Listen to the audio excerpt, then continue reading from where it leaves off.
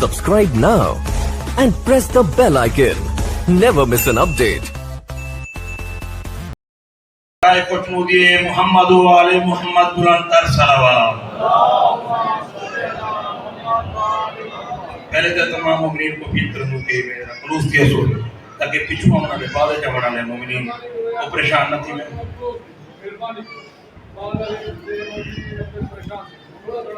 تھوڑا پکے صرف نہیں کیا نہیں یہ بھی پکے ہیں پہ کو مسئلہ نہیں پریشان نہ تھی وہ تو سامنے ہون مولانا رب نواز مقدسی صاحب کتاب فرمیدے بیان اور تو سامنے علامہ حجت الاسلام والمسلمین علامہ سید اصغر علی نقوی صاحب حافظ اصغر نقوی صاحب آپ نجف اشرف کتاب فرمیدے تمام مومنین حضرات توجہ نہ سن سو کہ انہیں دے استقبال استے نعرہ جواب دے سو. نعرہ تکبیر، نعرہ رسالت، نعرہ حیدری، برائے وجود محمد و آل محمد بلندر صلوات. سینے میں جو عباس کے قدموں کی تھمک ہے، جناب عباس کے علم کی مناسبت نال سینے میں جو عباس کے قدموں کی تھمک ہے، ہیبت کئی ذروں سے سر عرش تلک ہے. سینے میں جو عباس کے قدموں کی تھمک ہے، ہیبت کئی ذروں سے سر عرش تلک ہے.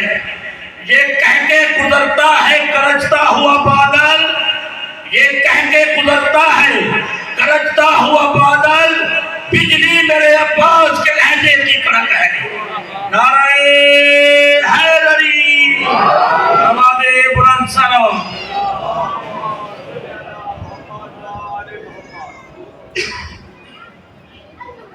نعرہ تکبیر، نعرہ تکبیر، نعرہ رسالت، نعرہ رسالت، نعرہ حیدری، نماز بلند صلوات.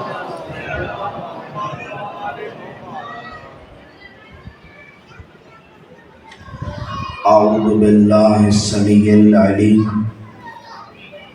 من غضب الجبار ومن الشیطان اللعین الرجیم. بسم اللہ الرحمن الرحیم. الحمدللہ الذی خلق الانسان وعلمہ البیان وشرفہ علی سائر الحیوان بنطق والبیان وکرمنا وفضلنا على السابقة بالتصدیق والایمان وهو احسن الخالقین. والصلاة والسلام والتحیۃ والاکرام على سید الانبیاء والمرسلین خاتم النبیین ورحمۃ للعالمین المخاطب بطہ ویاسین من کان نبیا وآدم بین الماء والدین ابی القاسم محمد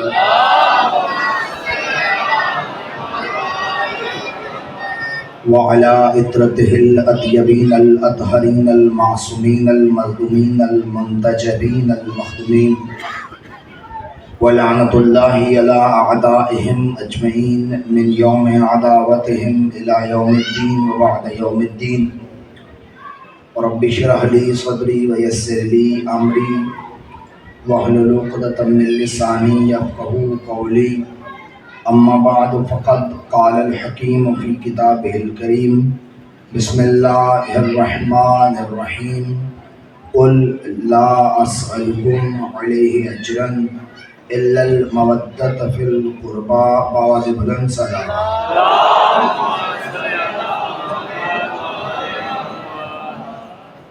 دعا ہے خداوند منان و قدوس آپ تمام کا اس بارگاہ میں آنا قبول و منظور فرمائے.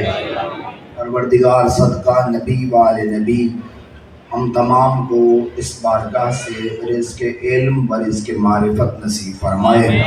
پروردگار آپ کے اہل علاقہ کو، آپ کے انتظامیہ کے دوستوں کو، آپ کے امام بارگاہ و مسجد کے معاونین کو شاد و آباد فرمائے. پروردگار صدقہ نبی و آل نبی ہمیں آپس میں پیار محبت اتحاد و ایمان نصیب فرمائے۔ صدقہ نبی و آل نبی جو مومنین بیمار ہیں پروردگار، بالخصوص باقر حسین صاحب کے بیٹے بیمار ہیں، پروردگار تمام کو شفاء کاملہ نصیب فرمائے۔ صدقہ نبی و آل نبی امام زمن کے ظہور میں تاجیل عطا فرمائے، ہمیں ان کے اعوان و انصار میں شمار فرمائے، اپنی اور ہماری دعاؤں کی قبولیت کے لیے بلند صلوات۔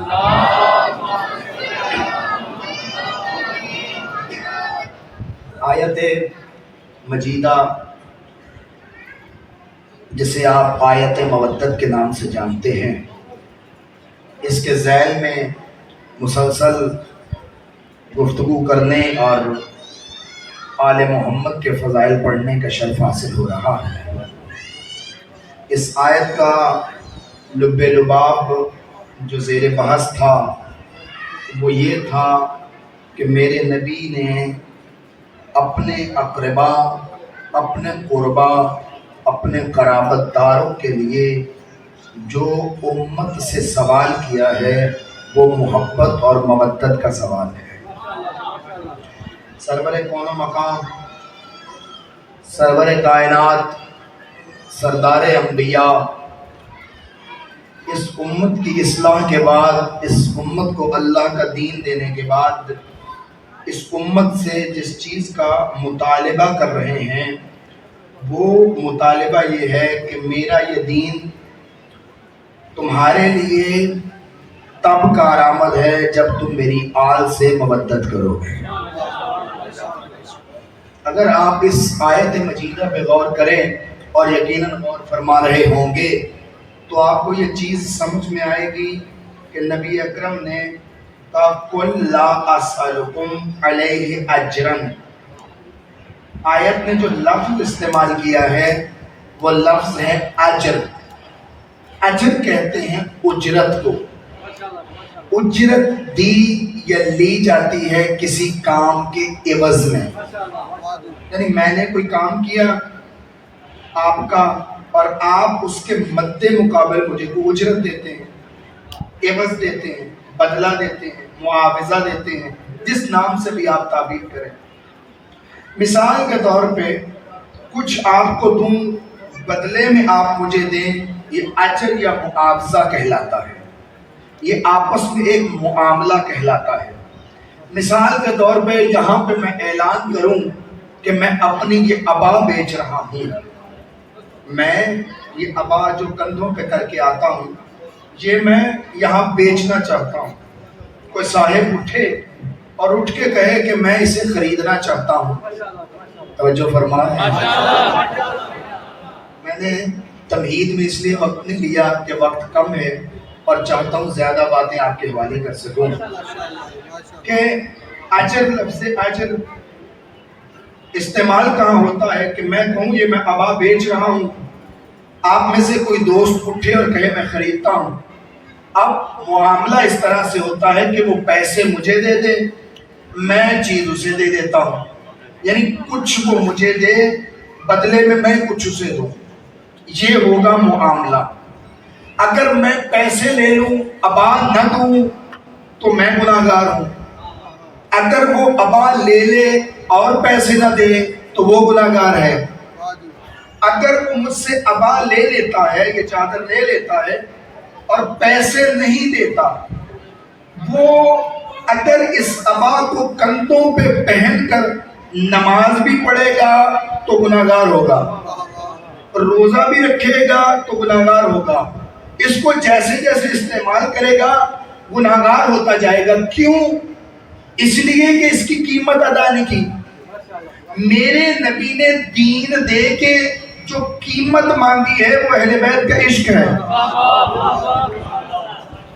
میرے نبی نے سارا دین پہنچا کے آپ سے جو قیمت مانگی ہے وہ اہل بیت کی مودت ہے، اہل بیت کا عشق ہے۔ یعنی سمجھانا یہ چاہتا ہوں کہ نبی نے نماز دی، روزہ دیا، حج دیا، زکوٰۃ دی، خمس دیا، جہاد دیا، قرآن دیا، دین دیا، نظام دیا، سسٹم دیا، بدلے میں اور کچھ نہیں مانگا کہ بدلے میں مجھے میری آل کی مودت دو۔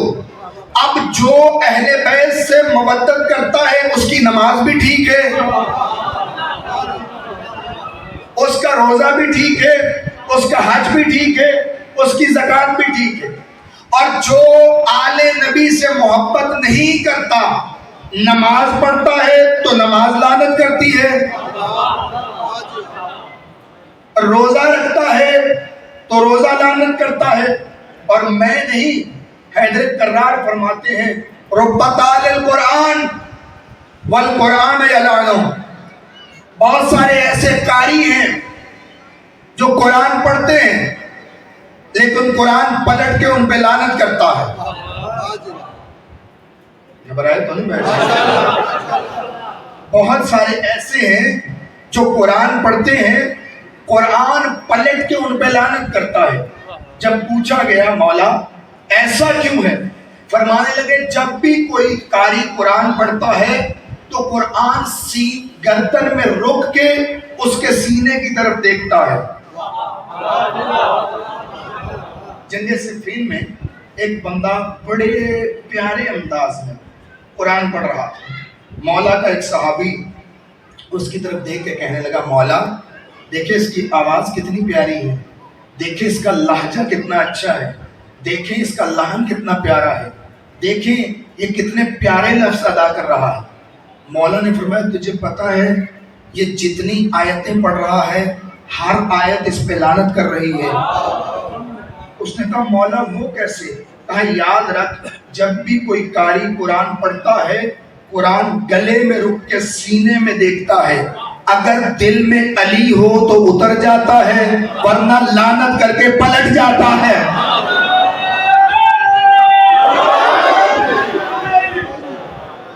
توجہ فرما رہے ہیں؟ تمہارے لیے دین تب فائدہ مند ہے جب دل میں نبی کی آل کی محبت ہوگی۔ یا علی کذب من زعم انہ یحبنی ویبغض، یا علی جھوٹا ہے وہ بندہ جو مجھ سے محبت کے دعوے کرتا ہے اور تیری تعریف ہضم نہیں کر سکتا۔ پھر فرمایا کہ اچھا میں بات کو بھولتا ہوں، اہل سنت کے ایک عالم دین علامہ زمخشری صاحب تفسیر الکشاف، انہوں نے جب اس آیت میں بحث کی قُل لا اسألکم علیہ اجرا الا المودۃ فی القربیٰ، تو کہنے لگے کہ اللہ تعالیٰ نے حد کر دی ہے مودت اہل بیت کی، اللہ نے مسلمانوں کو پابند کر دیا ہے، جکڑ کے رکھ دیا ہے کہ مسلمان اب کہیں اور نہیں جا سکتے۔ آگے جو جملے لکھے وہ بڑے پیارے ہیں، وہ لکھتے ہیں کہ یہ لا اسألکم علیہ اجرا الا المودۃ فی القربیٰ، یہ جو لفظ فی القربیٰ ہے عربی زبان میں یہ دو تین طریقے سے اور پڑھا جا سکتا تھا، اللہ نے باقی طریقوں سے نہیں پڑھا۔ بھائی دیکھیں وہ تو خالق ہے اور وہ عربی کا بھی خالق ہے، عربی دانوں کا بھی خالق ہے۔ یہ لفظ یوں ہو سکتا تھا لا اسألکم علیہ اجرا الا المودۃ بالقربیٰ، عربی اعتبار سے ٹھیک تھا، گرامر کے اعتبار سے ٹھیک تھا، نحوی اعتبار سے ٹھیک تھا، فنی اعتبار سے ٹھیک تھا۔ الا المودۃ بالقربیٰ، الا المودۃ من القربیٰ یہ بھی ٹھیک تھا، الا المودۃ القربیٰ یہ بھی ٹھیک تھا۔ اللہ نے مودۃ القربیٰ بھی نہیں کہا، مودۃ من القربیٰ بھی نہیں کہا، مودۃ بالقربیٰ بھی نہیں کہا، کہ مودۃ فی القربیٰ۔ یہ اللہ نے باقی تین صیغے چھوڑے کیوں؟ اور اس ایک کا انتخاب کیوں کیا؟ اب وہ تو خالق ہے، وہ تو عربی کا بھی خالق ہے، وہ تو قرآن ادا کرنے والا ہے، اس کے لفظ لفظ میں حکمت ہے، اس کے حرف حرف میں حکمت ہے، اس کی زیر زبر میں حکمت ہے، اس کے نقطے نقطے میں حکمت ہے۔ اب اس نے تین کا انتخاب نہیں کیا، ایک کا انتخاب کیا ہے۔ علامہ زمخشری لکھتے ہیں اگر وہ کہتا مودۃ القربیٰ تو اس کا یہ مطلب ہوتا کہ میری قربہ سے مودت کرو، کسی اور سے بھی کرتے رہو، کسی اور سے بھی کرتے رہو، میری اہل بیت سے بھی کچھ کرو۔ اس نے کہا مجھے یہ گوارا نہیں، اگر یہ ہوتا مودت بالقربا تو اس کا مطلب یہ ہوتا کہ تمہاری مودت کا کچھ حصہ میری اہل بیت کو بھی ملنا چاہیے، اسے یہ کچھ حصہ بھی گوارا نہیں۔ اگر یہ یوں ہوتا الا المودۃ من القربا تو اس کا مطلب یہ تھا میرے جو ڈھیر سارے رشتہ دار ہیں ان میں سے کچھ کے ساتھ تم مودت کر لیا کرو، اسے یہ بھی گوارا نہیں تھا۔ اس نے کہا الا المودۃ فی القربا، تمہاری جتنی مودت ہو وہ فقط آل محمد سے ہو، اور ان کے بعد جس سے بھی محبت کرو گے ان کے وسیلے سے کرو گے۔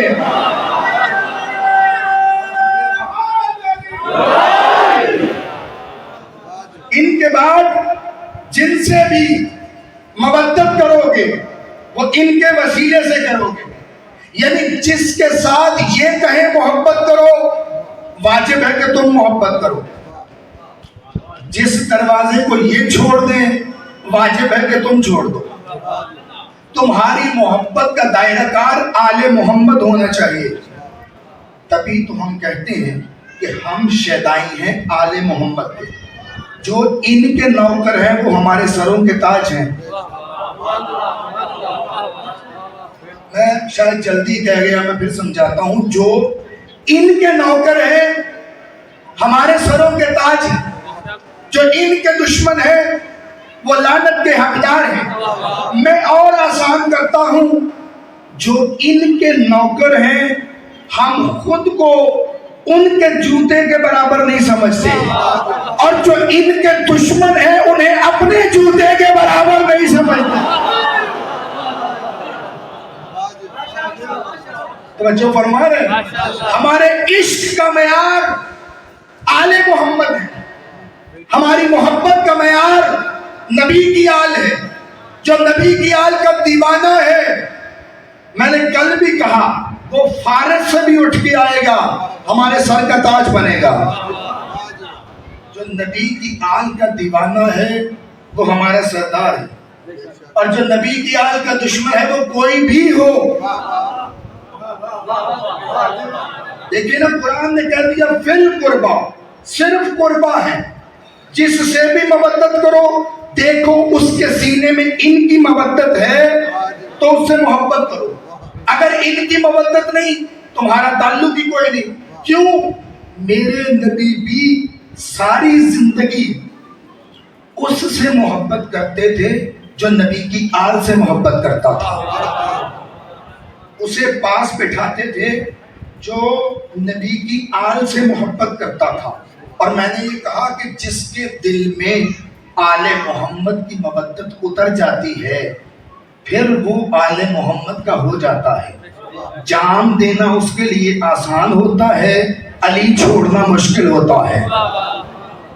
جام دینا آسان ہوتا ہے، علی چھوڑنا مشکل ہوتا ہے۔ ایک مثال دی تھی کسی عالم دین نے، اس نے کہا تھا کہ علی کا تعلق مومن کے ساتھ، محبت علی کا تعلق ایسے ہے جیسے پھول اور خوشبو کا ہوتا ہے۔ کوٹ میں ڈھنگ کا پڑھا لکھا مجمع نہیں سمجھے گا۔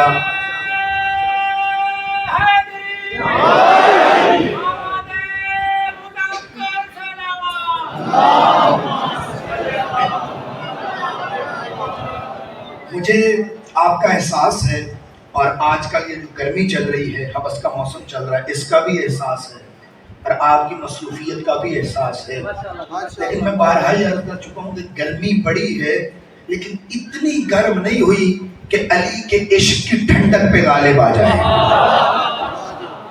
گرمی اتنی زیادہ نہیں ہوئی کہ علی کے عشق کی ٹھنڈک پہ غالب آ جائے۔ میں یہ کہہ رہا تھا کہ علی کی محبت کا اور مومن کا آپس میں وہی تعلق ہے جو پھول اور خوشبو کا ہوتا ہے۔ آپ سوال کریں وہ کیسے؟ وہ ایسے کہ پھول کو ٹہنی سے جدا کیا جا سکتا ہے، پھول کی پتیوں کو توڑا جا سکتا ہے، بکھیرا جا سکتا ہے، ہاتھ پہ رکھ کے مسئلہ بھی جا سکتا ہے۔ کوئی مائی کا لال ہے جو پھول سے خوشبو چھین لے؟ توڑ سکتے ہو बिखेर सकते हो, मसल सकते हो। कोई दुनिया में माई का लाल है जो फूल से खुशबू छीन ले? यही तो मैं समझा रहा हूं। हमारी गर्दनें कट सकती हैं, घर वीरान हो सकते हैं, बच्चे यतीम हो सकते हैं, लेकिन जब तक जिस्म में एक भी कतरा लहू का है वो पुकार के कहेगा अली कल भी हक था।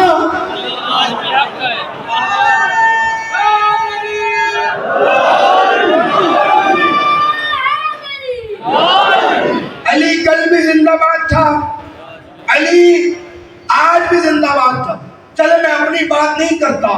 हुर्रा बिन्ते हलीमा सादिया मेरे मौला अली की बामारिफत शिया है, औरत है और बामारिफत शिया है।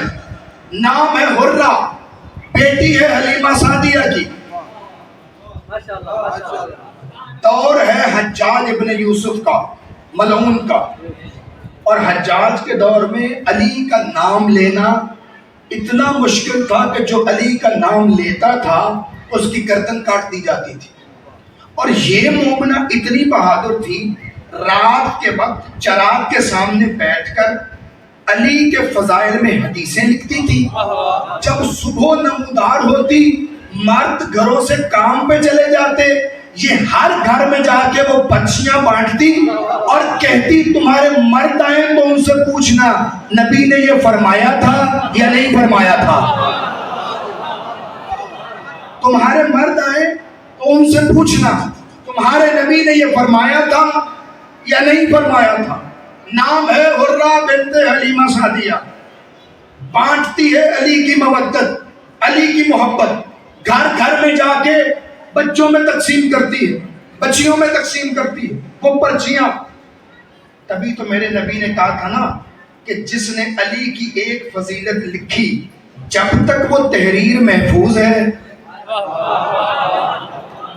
तब तक उसके नामा अमाल में नेकियां लिखी जा रही हैं। तो बात है, हज्जाज बिन यूसुफ को पता चला कि ये अली की चाहने वाली ये काम करती है कि मोहब्बत अली का दर्स देती है। इसने फौजी भेजे, जाओ उसे लेके आओ। फौजी उसके घर में आए, बुलाया है तुझे हाकिम ने, कहते तुम जाओ मैं आ रही हूं। उन्हें भी इतना एतमाद था कि वो चले गए। उन्हें पता था कि जब अली वाला कोई वादा करे तो निभाता है, और चले गए।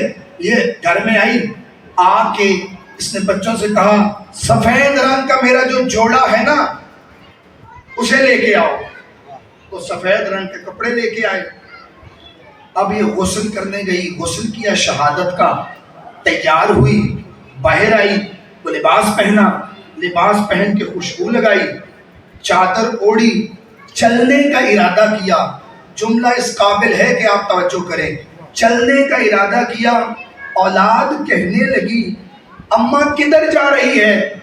कहती है बेटा अली की मोहब्बत हमें मुफ्त में मिली थी, आज उसकी कीमत देने जा रही हूं। अली की मोहब्बत फ्री में मिली थी, मुफ्त में मिली थी, आज अली ने कीमत मांगी है, मैं देने जा रही हूं। चली आई दरबार में, हज्जाज के सामने खड़ी हुई।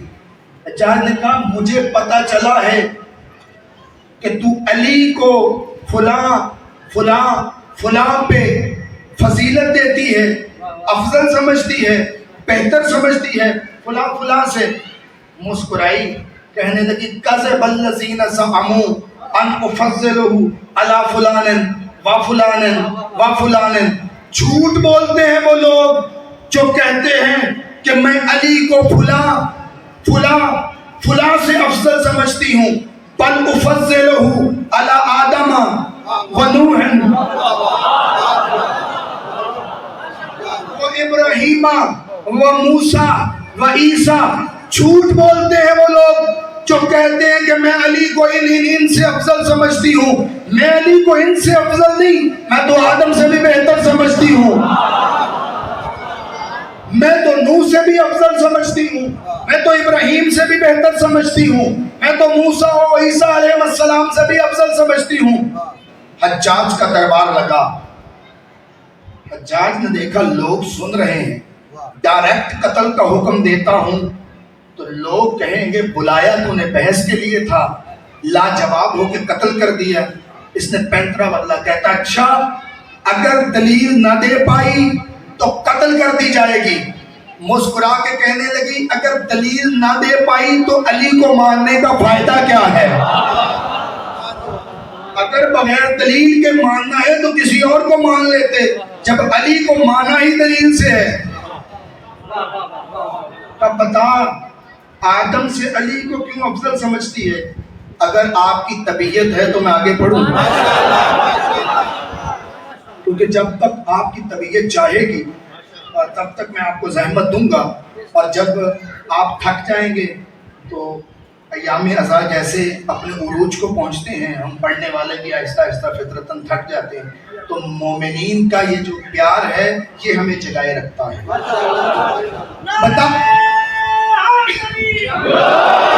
بتا آدم سے کیوں افضل سمجھتی ہے؟ اس نے کہا قرآن کہتا ہے اللہ نے آدم کو ایک دانے سے روکا، گندم کے دانے سے، اس نے پھر بھی وہ کھایا، میرے علی کو روکا بھی نہیں۔ علی نے ساری زندگی گندم نہیں کھائی۔ نوح سے کیوں افضل سمجھتی ہے؟ نوح سے کیوں افضل سمجھتی ہے؟ کہنے لگی قرآن پڑھ، قرآن کہتا ہے نوح کا ایک بیٹا نوح کا اپنا منکر ہو گیا اور کہنے لگا تو کشتی میں چلا جا، میں پہاڑ پہ چڑھ جاؤں گا۔ ذرا سوچ تو صحیح، جس کا ایک بیٹا کافر ہو جائے اسے نوح کہتے ہیں، جس کے دو بیٹے جوانان جنت کے سردار ہوں۔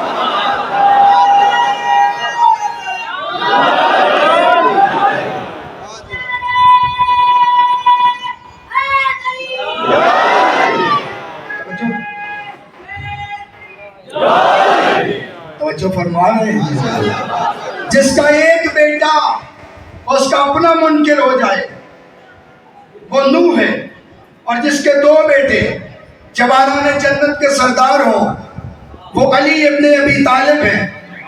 کائنات میں آپ نے کبھی ایسی سلطنت نہیں دیکھی جس کے سردار دو ہوں سوائے جنت کے۔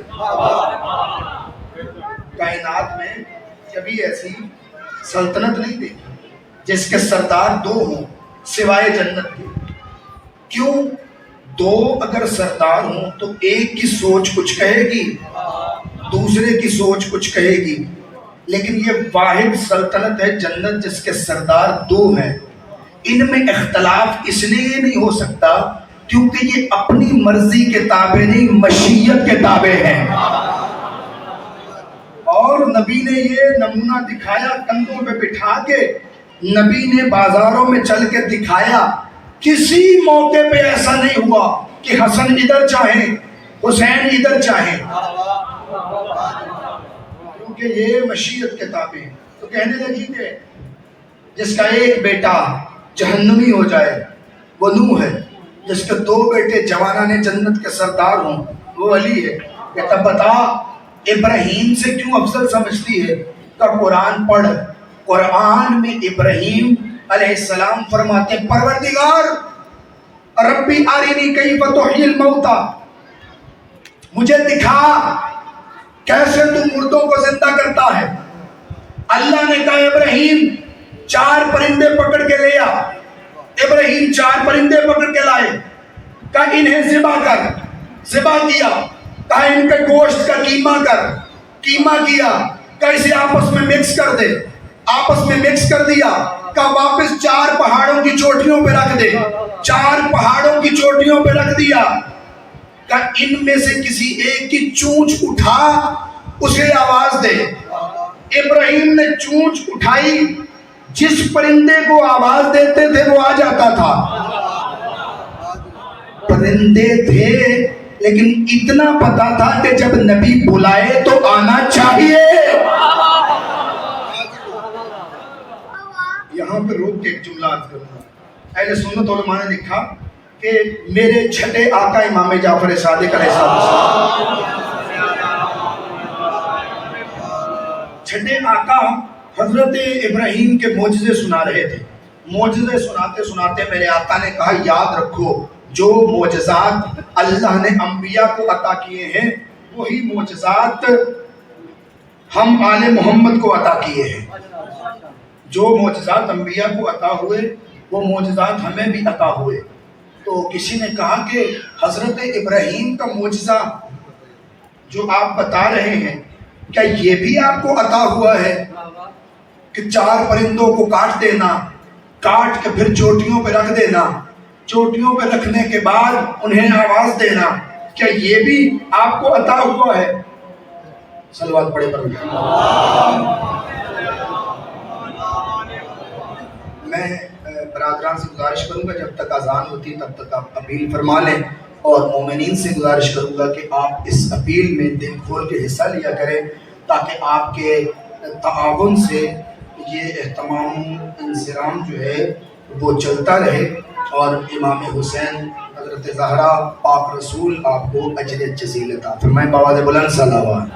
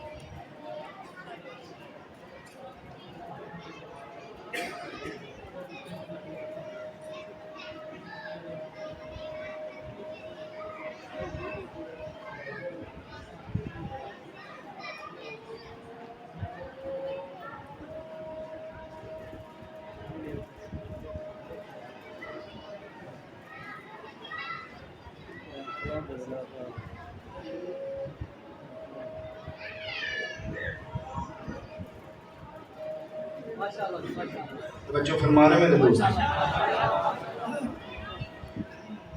امام نے فرمایا کہ یہ معجزات جتنے انبیاء کو عطا ہوئے ہیں تو ہمیں بھی عطا ہوئے. اس نے کہا یہ معجزہ بھی عطا ہوا ہے؟ امام نے فرمایا ہاں, لیکن ایک فرق ہے. یہ معجزہ جو ابراہیم کو عطا ہوا اس نے کہا آپ کو بھی عطا ہوا, کہا ہاں, لیکن ایک فرق ہے. اس نے کہا وہ کیا؟ کہ ابراہیم پرندوں کو پکڑنے گیا تھا. ابراہیم پرندوں کو پکڑنے گئے تھے. تو یہاں بیٹھ, میں پرندوں کو آواز دیتا ہوں, جرت نہیں کہ کوئی پرندہ چل کے خود نہ آئے. تو امام نے آواز دی, پرندے چل کے آئے, امام نے معجزہ دکھایا. وہ حلیمہ کہنے لگی, ورنہ کہنے لگی کہ ابراہیم کے سامنے جب مردے زندہ ہوئے تو اس نے کہا پروردگار یقین سے اطمینان کی منزل پہ پہنچ گیا ہوں. پہلے یقین تھا, اب اطمینان ہو گیا. اتنا بڑا نبی ہو کے جو اطمینان قلب کی تلاش کرے اسے ابراہیم کہتے ہیں, اور جو منبر پہ بیٹھ کے کہے اگر سارے پردے ہٹا دیے جائیں علی کے یقین میں بھی اضافہ نہیں, اطمینان میں بھی اضافہ نہیں.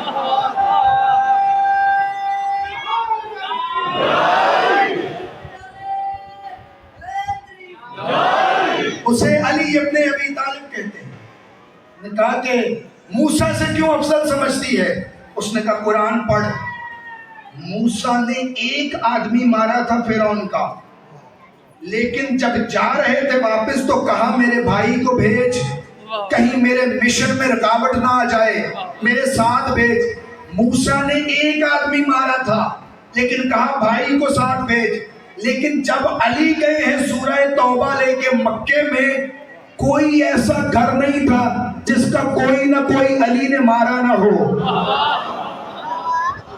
کوئی ایسا گھر نہ تھا جس کا کوئی نہ کوئی علی نے مارا نہ ہو۔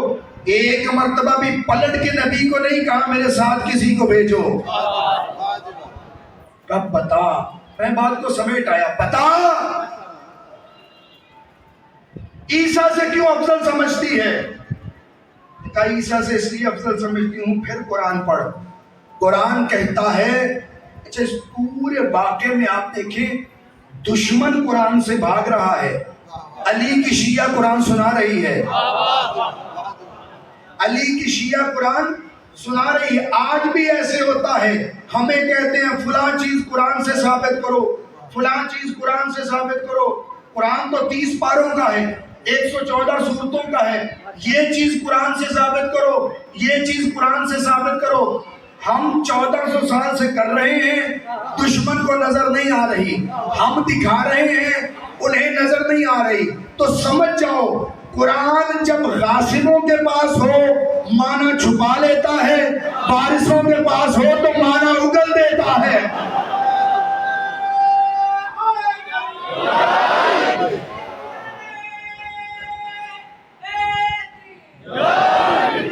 توجہ فرمائیں دوستان، علی کی شیعہ قرآن سے جواب دے رہی ہے، دشمن قرآن سے بھاگ رہا ہے۔ ہونا بھی یہی چاہیے۔ قرآن علی کے گھر میں اترا ہے، آل محمد کے گھرانے میں اترا ہے، محمد مصطفیٰ کے اوپر نازل ہوا ہے، اہل بیت کا قصیدہ ہے اور اہل بیت والوں کو زیب دیتا ہے۔ اس نے کہا قرآن پڑھ۔ قرآن میں اللہ کہتا ہے جب عیسیٰ کی ولادت کا وقت قریب آیا، وہ مریم بیت المقدس میں رہتی تھی، پہلے بیت المقدس میں تھی، وقت ولادت قریب آیا تو اسے دور بھیجا گیا۔ علی کی ماں اپنے گھر میں بیٹھی تھی، علی کی ماں اپنے گھر میں بیٹھی تھی اور اللہ نے پیغام دے کے بلوایا ہے کہ آجا، میرا گھر جو اب تک ایک گھر ہے، تیرے بیٹے کے قدم لگیں گے یہ قبلہ بن جائے گا۔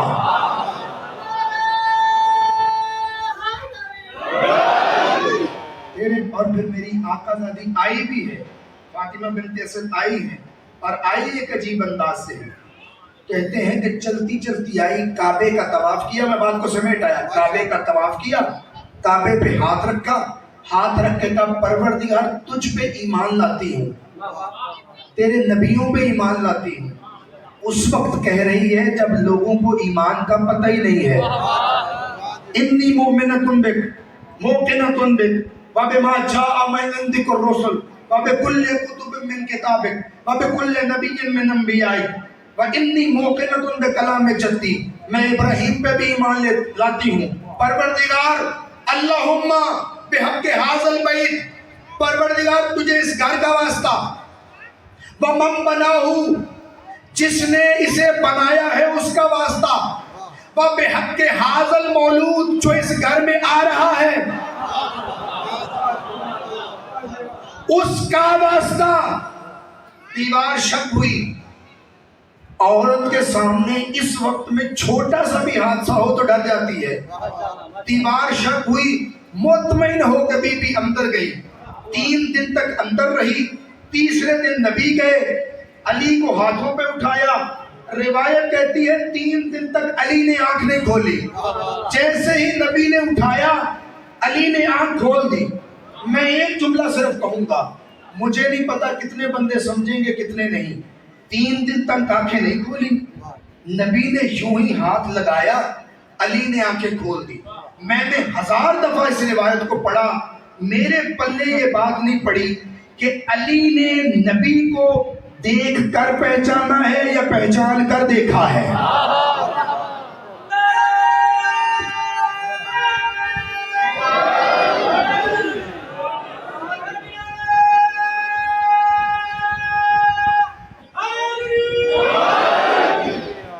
بات کو روکوں گا اور کل بات یہاں سے آگے چلے گی، لیکن ایک جملہ اور میں کہنا چاہتا ہوں، اور جملہ یہ ہے کہ نبی نے علی کو اٹھایا اور کہا یا علی کچھ کھایا ہے؟ تو بزرگ پڑھا کرتے تھے کہ علی نے کہا آیا اس کے گھر میں ہوں اور کھاؤں اپنے پلے سے۔ تو نبی نے حیدر کرار کو زبان دی تھی کہ یہ زبان تم چوسو۔ علامہ حضرت سنجیدی کہا کرتے تھے بس اسی دن سے نبی نے علی کو زبان دے دی تھی۔ 10 بندے بھی بول پڑے ہیں تو سمجھو کہ مجلس ہو گئی۔ علی کو بس نعرے کافی ہو گئے، بات سن لیجیے گا کہ علی کو زبان دی تھی، علی کو زبان دے دی تھی، زبان دے دی تھی علی کو۔ میں پھر کہتا ہوں اس دن علی کو زبان دے دی تھی۔ بڑے بڑے آئے تھے بطول کا رشتہ مانگنے کے لیے، نبی کیسے دے دے؟ علی کو زبان دے چکا۔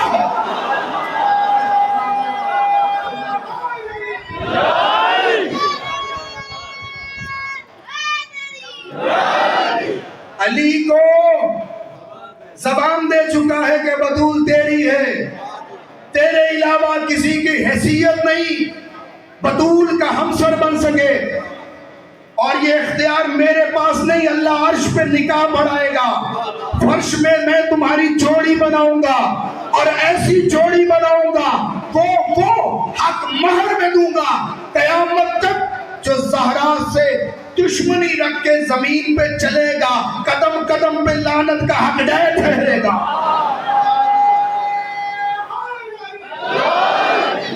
من مشى على الارض بدون رضاها مشى حرام ومن اکل فيها بدون رضاها اکل حرام۔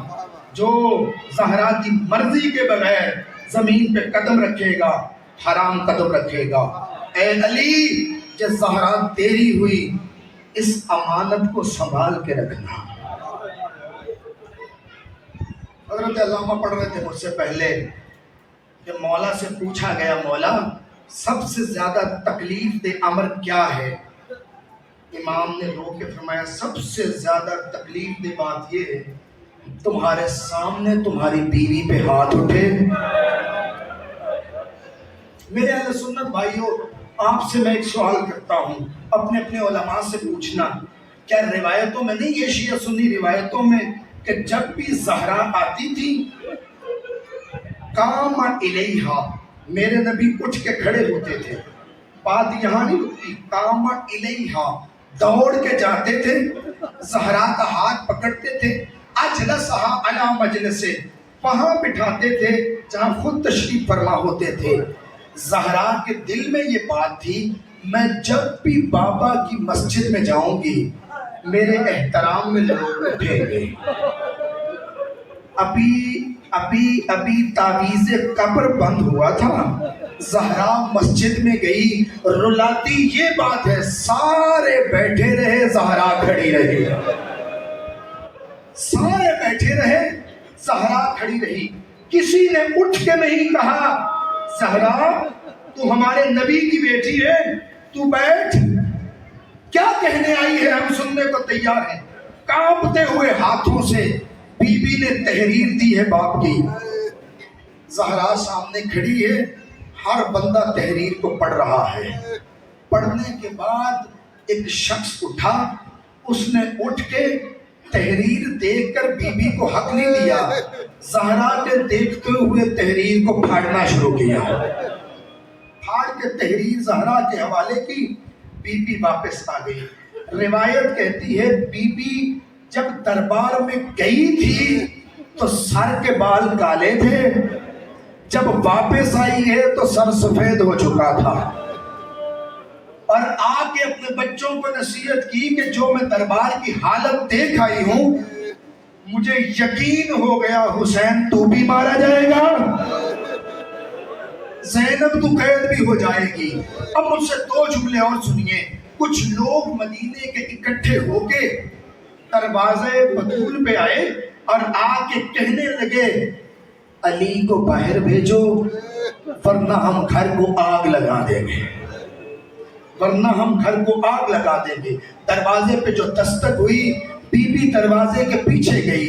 اب کم از کم 19 بندے، زیادہ سے زیادہ 300 بندے باہر کھڑے ہیں اور دستک دے رہے ہیں. بی بی نے ایک مرتبہ دھیمے لہجے میں کہا، آہستہ بولو، گھر میں میری بیٹیاں بیٹھی ہیں، میری زینب ڈر جائے گی، میری ام کلثوم ڈر جائے گی، میرا حسن ابھی بڑا چھوٹا ہے، میرا حسین ابھی بڑا معصوم ہے، ذرا آہستہ بولو. ایک بلند آواز میں، ایک لہجے میں، سخت لہجے میں آواز آئی، علی کو بھیجو ورنہ ہم گھر کو آگ لگا دیں گے. بی بی نے کہا، علی تو قرآن جمع کر رہے ہیں. بی بی نے سمجھا شاید یہ دھمکی ہو، یہ گھر کو آگ نہ لگائیں. کیا دیکھتی ہے، لوگوں نے لکڑیاں پھینکنا شروع کی، لکڑیاں پھینک کے گھر کو آگ لگائی.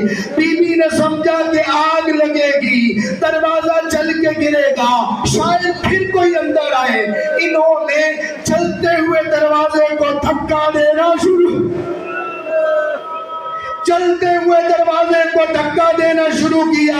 رلاتی یہ بات ہے، پیچھے نکیلی دیوار، آگے چلتا ہوا دروازہ، در و دیوار کے درمیان پس جانے والی محمد کی بیٹی. دروازہ بی بی پہ آیا کہ لوگ اندر داخل ہوئے. بس 2 جملوں کی اجازت دے دو. یہ لوگ اندر داخل ہوئے، بی بی زمین پہ گری. اچانک بی بی کی آنکھ کھلی تو کیا دیکھا، علی کے گلے میں رسی ہے اور لوگ علی کو لے جا رہے ہیں. زہرا نے دوڑ کے علی کا دامن پکڑا کہ میرے ابن عم کو چھوڑو، میرے سردار کو چھوڑو، میرے آقا کو چھوڑو. لیکن ایک ملعون نے تلوار کا پتہ اٹھایا اور اٹھا کے زہرا کے بازوؤں پہ مارنا شروع کیا. اتنا سخت مارا کہ جب علی نے زہرا کو غسل دیا ہے تو سب کو چپ کروانے والا علی ایک مرتبہ ماتھا دیوار پہ مار کے بلند آواز سے رونے لگا. ام ایمن نے پوچھا، علی سب کو چپ کروا رہے تھے، کیا ہوا کہ اونچی آواز میں رونے لگے؟ رو کے علی کہتے ہیں، ان بازوؤں کا زخم زہرا نے مجھے نہیں بتایا. انا للہ و انا الیہ راجعون.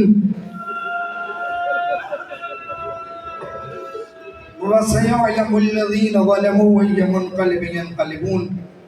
پروردگارا